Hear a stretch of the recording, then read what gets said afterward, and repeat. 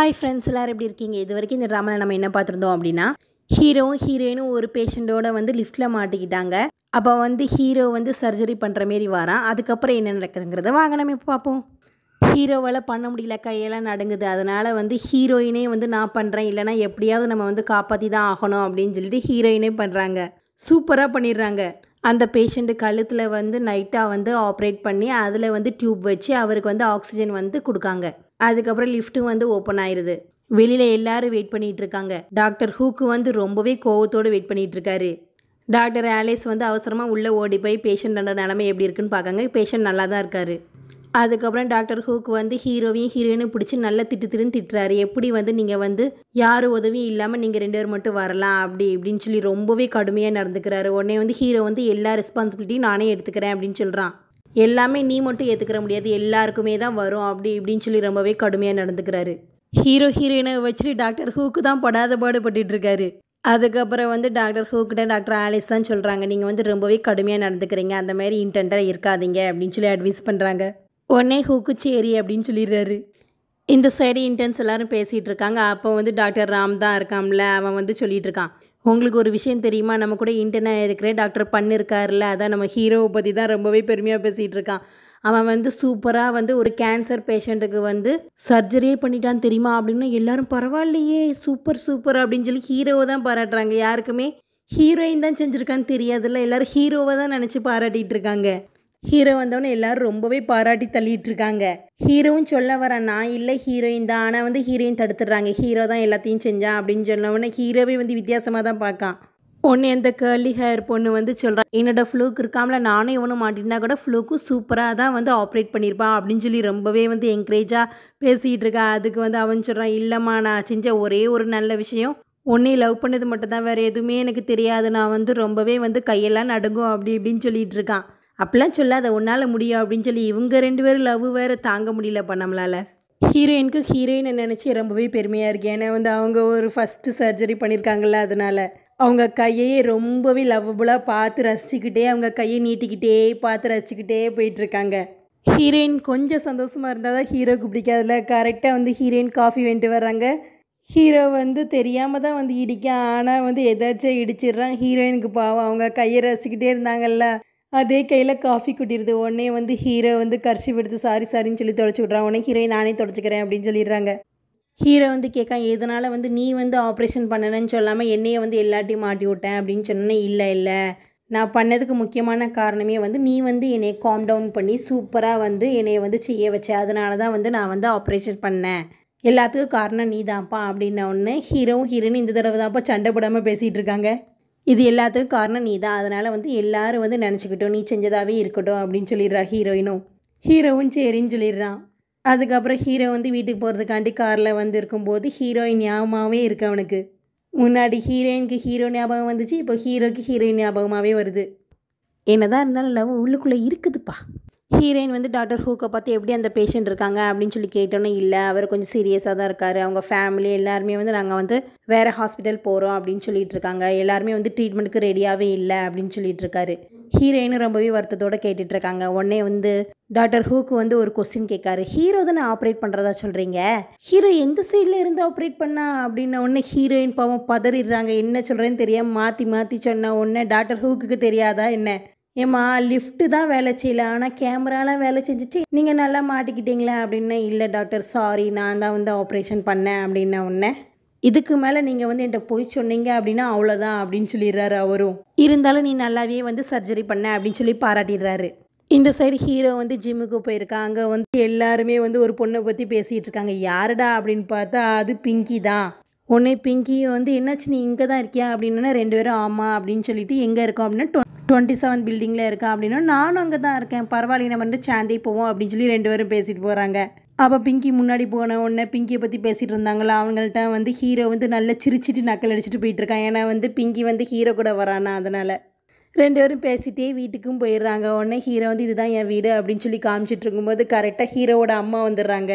வந்தோடனே யாருமா நீ இப்படி ட்ரெஸ் பண்ணிட்டு ரொம்பவே நல்லாவே இல்லை, தூரப்போ தள்ளிப்போ அப்படின்னு சொல்லி பத்துன்னு பற்றிட்டு இருக்காங்க. உடனே பிங்கி சொல்கிறா, இல்லை நான் வந்து அப்படின்னு சொல்ல வரேன், ஆனால் வந்து சொல்லவே இல்லை, தள்ளி போயிரு அப்படின்னு சொல்லி வந்து அவளை அடித்து பற்றிட்டு கதவையும் சாத்தி விட்டுறாங்க. ஹீரோ சொல்கிறான், ஏமா நீ வந்து அவங்கள்ட்ட எப்படி நடந்துக்கிற, அவங்க வந்து என்னோட கொலீக் என்னோட ஃப்ரெண்டும் கூட, நான் வந்து தப்பாலாம் எதுவுமே வந்து தொடர்புலாம் வைக்கலை அப்படின்னோடனே, சரி சரி விடு, நம்ம வந்து மினிஸ்டர் பொண்ணோட ஃபோட்டோ கிடச்சிட்டு நம்ம பார்ப்போம் அப்படின்னு சொல்லி 2 பேரும் சேர்ந்து பார்க்காங்க. ஹீரோட அம்மா கண்ணாடிலாம் போட்டு பார்க்காங்க. ஏன்னா வந்து அவங்களுக்கு கண்ணு அவ்வளோ தெரியாதா. உடனே அதுக்கு சொல்கிறாங்க, எனக்கு வயசாயிட்டலப்பா அதான்ப்பா அப்படின்னு சொல்லிப்பாங்க. அங்கே பார்த்தா அதில் இருக்குது பிங்கி தான். பிங்கியை பார்த்தோன்னே இவர் ரொம்பவே அழகாக இருக்கா அப்படின்னு சொல்லிட்டு இருந்தேன். ஏம்மா அவளை தானம்மா இப்போ நீ பற்றி அடித்து விட்ட அப்படின்ன உடனே, என்னது அவளையா, என்னப்பா சொல்கிற அப்படின்ன உடனே, ஏம்மா இவன் வந்து இப்போ இந்த ட்ரெஸ் போட்டிருக்கா, அவள் வந்து மாடல் ட்ரெஸ்ஸில் இருந்தவொன்னே உனக்கு தெரியல அப்படின்னு. ஐயோ தெரியாமல் செஞ்சுட்டேனே, நான் உடனே போய் அவள்கிட்ட போய் மன்னிப்பு கேட்டு கூப்பிட்டு வரேன்ப்பா அப்படின்னா, வேண்டாம் வேண்டாம் நானே பார்த்துக்கிறேன் அப்படின்னோடனே, எப்படியாவது பார்த்து கரெக்ட் பண்ணியிருப்பா அப்படின்னு சொல்லிட்டு இருக்காங்க. எவ்வளோ ஒரு நல்ல அம்மான்னு பாருங்கள். ஹீரோவும் சரிம்மா நான் கரெக்ட் பண்ணிக்கிறேன் நீ போ அப்படின்னு சொல்லிடுறான். ஐயையோ தப்பு செஞ்சிட்டோமே அப்படின்னு சொல்லி ரொம்பவே வருத்தத்தில் இருக்காங்க ஹீரோவோட அம்மா. எப்படிப்பட்ட அம்மான்னு பாருங்கள். அதுக்கப்புறம் டாக்டர் ஹூக்கும் டாக்டர் ஆலிஸும் வந்து சாப்பிட போயிருக்காங்க. உடனே வந்து 2 பேரும் சூப்பராக இருக்குது அப்படின்னு சொல்லி சாப்பிட்டுட்டு இருக்கும்போது ஆலிஸ் சொல்கிறாங்க, எவ்வளோ நாளாச்சு இந்த மாதிரி சாப்பிட்றது அப்படின்னு சொன்ன உடனே, ஆமாம் அப்படின்னு சொன்னதுக்கப்புறம், உன்னோட ஃபேவரட் டிஷ்ஷை நீ ஆர்டர் பண்ணலையா அப்படின்னு சொல்லி கேட்டவுடனே, இல்லை அது உனக்கு பிடிக்காதுல்ல அதனால தான் நான் வந்து ஆர்டர் பண்ணலை அப்படின்னு சொல்லி ஹூக்குன்னு சொன்னவுடனே, இல்லை எனக்கு ரொம்பவே பிடிக்கும் அப்படின்னு சொல்லி அவளே ஆர்டர் பண்ணுறா. முன்னாடியிலேருந்து இவங்களுக்கு வந்து நடுவில் ஏதோ ஓடிக்கிட்டு இருக்குன்னு தான் நினைக்கேன். லாஸ்ட்டில் இவங்க தான் பேராக போகிறாங்கன்னு நினைக்கேன். இதுக்கு முன்னாடியே வந்து இவங்க 2 பேரும் லவ் பண்ணியிருப்பாங்க போல் இருக்குது. நிறைய மிஸ் அண்டர்ஸ்டாண்டிங்னால இவங்களும் பிரிஞ்சிருக்காங்க போல். லவ் இருக்குது, ஆனால் என்ன செய்ய, இந்த கருத்து வேறுபாடு தான் வந்துடுதுப்பா. ஹீரோயின் எங்கேயோ கிளம்பி போயிட்டுருக்காங்க. உடனே ஹீரோயின் அம்மா தான் ஃபோன் பண்ணி, என்னாச்சு நீ வந்து மீட் பண்ண போறியா அப்படின்னா, ஆமாம் நான் மீட் பண்ண தான் போகிறேன், இதுதான் லாஸ்ட் டைம், இதை மட்டும் இப்போ மட்டும் நான் போய் பார்த்துட்டு வந்துடுறேன் அப்படின்னு. இல்லை வேண்டாம் எல்லாம் முடிஞ்சு போச்சு அப்படின்னு சொல்லி ஹீரோயின் அம்மாவும் சொல்கிறாங்க. இல்லைம்மா இந்த தடவை மட்டும் நான் பார்த்துக்கிறேன் அப்படின்னு சொல்லி ஃபோனை வச்சுட்டு வராங்க. யாரடா அப்படின்னு பார்த்தா ஹீரோவோட அப்பாவை தான் பார்க்க வர்றாங்க. ஹீரோவோட அப்பா வந்து ரொம்பவே ஹெல்ப் பண்ணியிருப்பாங்க போல இருக்குது ஹீரோயினுக்கு. அதனால் வந்து ஹீரோயின் நன்றி தெரிவிக்கும் விதமாக வந்து ஒரு கிஃப்ட்டையும் கொடுத்துட்டு, இது வரைக்கும் நீங்கள் செஞ்ச எல்லாத்துக்குமே நன்றி அப்படின்னு சொல்கிறான். உடனே வந்து, இனிமேலும் நான் வந்து உங்களை வந்து பார்த்து டிஸ்டர்ப் பண்ண மாட்டேன், இதுதான் லாஸ்ட் டைம் அப்படின்னோடனே, ஏமா அப்படின்ன ஒன்று, இல்லைப்பா போதும் அப்படின்னு சொல்லிடுறா. அதாவது ஹீரோவோட அப்பா எப்போதுமே வந்து ஹீரோயினுக்கு தான் சப்போர்ட் பண்ணிகிட்டு இருக்காங்க போல இருக்குது. அதனால தான் இந்த சைடு ஹீரோவும் ஹீரோவோட அம்மாவும் வந்து பர்ச்சேஸ் பண்ணிகிட்டு இருக்காங்க. உடனே வந்து ஹீரோவோட அம்மா வந்து கால் பண்ணிகிட்டு இருக்காங்க. யாருக்குமா அப்படின்ன உடனே, உன்னோட அப்பாவுக்கு தான்டா, அவர் இருக்காரா என்ன செய்கிறாருன்னே தெரியல, ஃபோன் போட்டால் எடுத்தும் தொலைய மாட்டேங்கிறாரு, நான் வந்து ஃபோன் பண்ணிகிட்டே இருக்கேன், ஏன் தான் இப்படி செய்கிறாரோ அப்படின்னு சொல்லிகிட்டு இருக்கா. உடனே ஹீரோ, சரிம்மா ஃபஸ்ட்டு நீ வந்து உன் வேலையை பாரு, நான் வந்து என் வேலையை பார்த்துக்கிறேன் அப்படின்னு சொல்லி இவன் நைஸாக கலண்டுறான். ஹீரோவோட அம்மாவும் நேராக கிளம்பி ஹீரோவோட அப்பாவை தான் பார்க்க வந்துட்டுருக்காங்க. நல்ல வேளை அவங்க வந்து பார்க்கும்போது ஹீரோயினையும் காணோம், ஹீரோவோட அப்பாவையும் காணோம். எங்கே தான் போனார் இந்த மனுஷன் அப்படின்னு சொல்லி அந்த அம்மா சுற்றி பார்க்கும்போது கிஃப்ட்டு வேறு இருக்கா. ஐயோ இவர் வேறு ஏதாவது ரிலேஷன்ஷிப்பில் இருப்பாரோ அப்படின்னு சொல்லி அந்த அம்மாவுக்கு இன்னும் பயமாக இருக்குது. அதுக்கப்புறம் எங்கடா போயிருப்பாருன்னு சொல்லி பார்க்கும்போது கேலண்டரில் வந்து ஒரு பிளேஸோட நேம் இருக்குது, அங்கே தான் போயிருப்பான் போல இருக்குது அப்படின்னு சொல்லி இந்த அம்மாவும் கிளம்பி வருது. பாவம் அவர் பாட்டில் இயற்கையை ரசிச்சிட்டு இருக்காரு. இந்த சைடு பிங்கி வந்து சும்மா தெரியாத மாரி வந்து ஹீரோட போய் பேசுனோன்னே ஹீரோ வந்து சொல்லிடுறான், எனக்கு தெரியும் நீ தானே மினிஸ்டரோட பொண்ணு, நேற்றுக்கு வராமல் வந்து வேறு ஒரு பொண்ணை அனுப்பி வச்சு அவள் தானே நீ அப்படின்னோன்னே, இல்லை சாரி நீ மன்னிச்சிரு, எனக்கு வந்து வேலை இருந்ததுனால நான் வந்து வரல அப்படின்ன உடனே, அப்போ நீ வந்து சொல்ல வேண்டியதானே அப்படின்னோடனே, இல்லை என்னைய மன்னிச்சிரு அப்படின்னு சொல்லிட்டு இருக்கும்போது வந்து ஹீரோவுக்கு ஃபோன் வந்துடுது. ஹீரோவோட அம்மா தான். உடனே ஹீரோ வந்து பாதிலே நிறுத்திட்டு கோவத்தோடு போயிடறான் பிங்கிட்ட பேசாமலே. ஹீரோவோட அப்பா வந்து இயற்கையை ரசிச்சுக்கிட்டு பைனாக்குலரை வச்சு பார்த்துட்ருக்காரு. உடனே வந்து ஹீரோவோட அம்மா போய் மறைச்சிட்டு, நீ வந்து வேலைக்கு போகலையா, உனக்கு வந்து வேலை செய்ய உனக்கு பிடிக்காதா, நம்ம பிள்ளையை நீ பார்க்குறியா அப்படி இப்படின்னு சொல்லி கழுவி ஊற்ற ஆரம்பிச்சிடுறாங்க. அதுக்கு வந்து எனக்கு இது தான் பிடிச்சிருக்கு, நான் வந்து ரிசர்ச் தான் பண்ண போகிறேன் அப்படின்னு சொல்லி அப்பாவும் சொன்ன உடனே அப்பாவை ஓங்கி அடிக்கவே செஞ்சிடுறாங்க. நீ ஏன் தான் இப்படி இருக்கியோ அப்படின்ன உடனே, என் பையன் வந்து அவனே வளர்ந்துட்டான், அவன் பார்த்துக்கிருவான், நல்லபடியாக பார்த்துக்கிருவான், நான் தேவையே இல்லை அப்படின்ன உடனே, நீ ஒரு நல்ல ஹஸ்பண்டே இல்லை அப்படி இப்படி ரொம்பவே வந்து பேசிட்டு அவரை தள்ளிவிட போய் இந்த அம்மாவே கீழே விழுந்துருது. ஆனால் அவர் பாட்டில் கண்டுக்கிறாமல் போயிடுறாரு. அதுக்கப்புறம் அவன் வந்து ஹீரோவோட அம்மாவோட ஹெல்ப்பர் தான் வந்து தூக்கிட்டு கூப்பிட்டு போகிறாரு. ஹீரோவோட அம்மா ரொம்பவே கதறி அழுதுட்டு வந்து ஏதோ ஒரு மாத்திரை எடுத்து நிறையாவே போட்டுடுறாங்க. போட்டுட்டு அவங்க மயங்கி விழுந்துடுறாங்க. இந்த சைடு ஹீரோ ஃபஸ்ட்டு போயிட்டுருக்கான். ஹீரோயின் பின்னாடி வரும்போது வேணுன்னே ஹீரோயின் இடித்து தள்ளிட்டு இருக்கான். உடனே ஹீரோயின் சொல்கிறாங்க, ஏன் தான் நீ இப்படி சரி, நான் பாட்டில் போயிட்டுருக்கேன், எனக்கு ரொம்பவே அர்ஜென்ட்டாக தான் போயிட்டுருக்கேன் அப்படின் போது, அதெல்லாம் கிடையாது நானும் போவேன் அப்படின்னு சொல்லி இவனும் போயிட்டுருக்கான். அப்போ பார்த்து ஒரு ஆள் வந்து, நீங்கள் வந்து இன்சூரன்ஸ் எடுத்துக்கிறீங்களா அப்படின்ன உடனே ஹீரோயின் சொல்லிடுறாங்க, இல்லை நாங்களே இன்டர்ன் தான், நாங்கள்லாம் எடுக்க மாட்டோம் அப்படின்ன உடனே ஹீரோ சொல்லிடுறான் வந்து, என்னோடய ஃப்ரெண்டுக்கு வந்து இன்சூரன்ஸ் தேவைப்படும், நான் வந்து நம்பர் தரேன் நீங்கள் போங்க அப்படின்னு சொல்லிட்டு அவன் ஃப்ளாஷ்பேக்கையும் நினச்சி பார்ப்பான். முன்னாடி வந்து ஹீரோ இன்சூரன்ஸ் ஏஜென்ட்டாக தான் இருந்திருப்பான் போல இருக்குது. அவனும் ரொம்ப டைம் வந்து வெயிட் பண்ணி தான் வந்து இந்த மாதிரி நிறைய கிளைண்ட்டை பிடிச்சிருப்பான் போல இருக்குது. ரொம்பவே கஷ்டம் தான் பட்டிருக்கான் போல இருக்குது. அதெல்லாம் நினச்சி பார்த்துட்ருக்கான். ஹீரோயின் சொல்கிறாங்க, பரவாயில்லையே நீ வந்து மற்றவங்கள்ட்ட ரொம்பவே கைண்டாக நடந்துக்கிற, மாறிட்டியா என்ன அப்படின்னவுடனே, நான் எல்லாட்டையும் கைண்டாக தான் நடந்துக்கிறேன் அப்படின்னா, அப்போ என்கிட்ட மட்டும் நீ வந்து கைண்டாகவே நடக்க மாட்டேங்கிற அப்படின்ன உடனே, உன்ட்டெல்லாம் நடக்க முடியாது போ அப்படின்னு சொல்லிட்டு இருக்கான். உடனே ஹீரோயின் அவன் ஹீரோ காலை மிதிக்க வராங்க. உடனே வந்து ஹீரோ காலை தள்ளிப்போமா அப்படின்னு சொல்லி 2 பேரும் திரும்பியும் சண்டைய ஆரம்பிச்சிடுறாங்க. அதுக்கப்புறம் வந்து இவங்க எல்லாத்துக்குமே வந்து இன்னொரு இந்த மூக்கில் வந்து ஒரு குச்சியை ஓட்டி பார்ப்பாங்கல்ல, அந்த டெஸ்ட் எடுத்துகிட்டு இருக்காங்க. அதாவது நீங்களே பேராக மாறிக்கோங்க அப்படின்னு வழக்கம் போல் வந்து ஹீரோயின் தான் பேராக வராங்க. ஏன்னா வந்து ராம் வந்து பிங்கியை விட்டு கொடுக்குற மாதிரியே இல்லை, பிங்கி கூட தான் போவேன் அப்படின்னு சொல்லிட்டு இருக்கான். அதுக்கப்புறம் வந்து ஹீரோவும் பயந்துட்டு தான் இருக்கான். அதேமாரி சப்பி பாய் இருக்கான்ல அவன் ஃப்ளூக்கு, அவன் வேற கேர்லி ஹேர்ட்டை தயவு செய்து பார்த்து விடுன்னு சொல்லிட்டு இருக்கும்போது கேர்லி ஹேருக்கு வந்து ரொம்பவே கோவம் வந்து அவனை அடிக்கவே செஞ்சிடறான். அந்த அளவு வந்து போயிட்டுருக்கு. இந்த சைடு பிங்கி வந்து செய்யும்போது இந்த சைடு ஹீரோவையே பார்த்துட்ருக்கா. அதுக்கப்புறம் இதெல்லாம் முடிஞ்சதுக்கப்புறம் ஹீரோ வந்து தண்ணி குடிக்க வரும்போது பிங்கி வந்து சொல்கிறான், என்னைய மன்னிச்சிரு அப்படின்னோன்னா, சரி நீ வந்து பிடிக்கல அப்படின்னா உங்கள் பேரண்ட்ஸ்கிட்ட சொல்ல வேண்டியதுதானே அப்படின்னா, இல்லை என்ன செய்ய முடியும், அப்பா அம்மாவை எதிர்த்துலாம் பேசவே முடிய மாட்டேங்குது, அதனால தான் நான் இந்தமாரி செஞ்சேன் அப்படின்னா, சரி விடு நான் வந்து மன்னிச்சிட்டேன் அப்படின்னு சொல்லிடுறான் ஹீரோவும். அப்புறம் நம்ம 2 பேரும் இன்றைக்கி டின்னர் போவோமா அப்படின்னு சொல்லி பிங்கியே கேட்டுடுறா. உடனே வந்து ஹீரோவும் போவோம் அப்படின்னு சொல்லி நல்லபடியாக பேசிகிட்டு இருக்கும்போது கரெக்டாக ராம் வந்துடுறான்.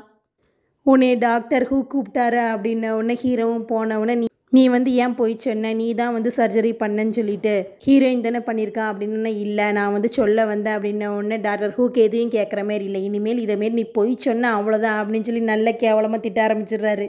வழக்கம் போல் ஹீரோவும் திட்டு வாங்கிட்டு வந்துட்டுருக்கான். இருந்தாலும் டாக்டர் ஹூக் ரொம்ப ஸ்ட்ரிக்ட்டுப்பா.